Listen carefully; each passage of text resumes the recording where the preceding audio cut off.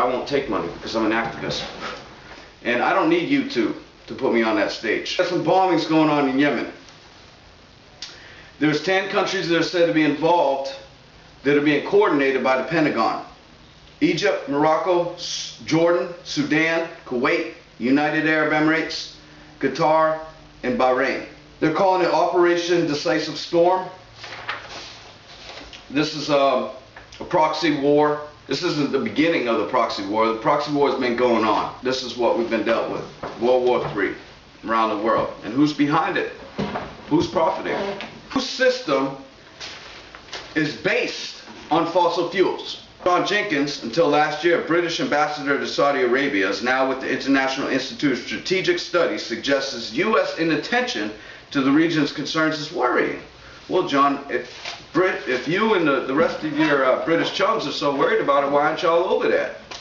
You're working through different regimes, and you're using those governments in order to do your dirty work, so you can stay hidden. Residents of the city that is being bombed are out in the streets chanting, "Death to al-Assad."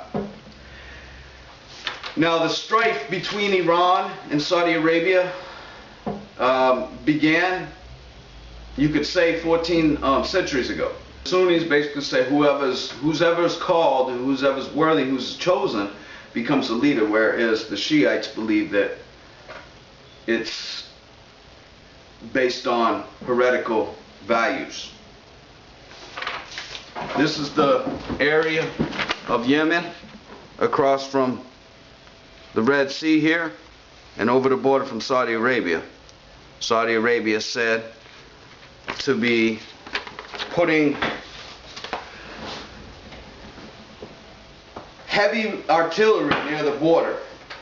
Last week, a terrorist group calling itself the Islamic State carried out dual suicide attacks at mosques in Sana'a, which Sana'a is already controlled by the Shiite. So you see, the Islamic State now is really concerned with Yemen all of a sudden, and they want to conduct suicide bombings out of everything. Now, we've explained in Ross reports, these aren't suicide bombings, these are drone attacks. And they droned a mosque, which is against international law, and that's why they have to disguise it. Which, by the way, Al-Qaeda denounced these attacks.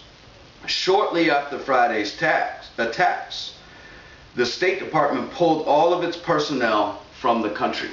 Current president, the current bourgeois planted president, ran away too. The Saudis are trying to claim he's still in the country because they don't want to make it seem like, you know, this guy is a coward and he had to take off as soon as the war started, but that's what appears to be the case. And there's drone bases that are already set up in Yemen in an effort to target potential dissenters. Iranian forces and allied militias are spearheading the fight against ISIS in Iraq and Syria, and Sunni Arab leaders believe the U.S. will do nothing to stop this. And by the way, I applaud you for conducting those airstrikes into Crete. Prince Saud said about Tikrit, "The situation in Tikrit is a prime example of what we're worried about. Iran is taking over Iraq." U.S. Secretary of State John Kerry assured Saudi leaders there would be no grand bargain with Tehran attached to any deal. Really about nuclear weapons. It is not about nuclear weapons. This is about the economic structure of Iran and the fact that Iran has their own internet. They also aspire to the Ayatollah, which would be your descendant of what they consider to be the Prophet, Muhammad. And therefore, another one will fall in line after this current one, which is unacceptable to colonial rule of law, British colonial rule of law. It's placing another man, perhaps, on a higher level than the Queen.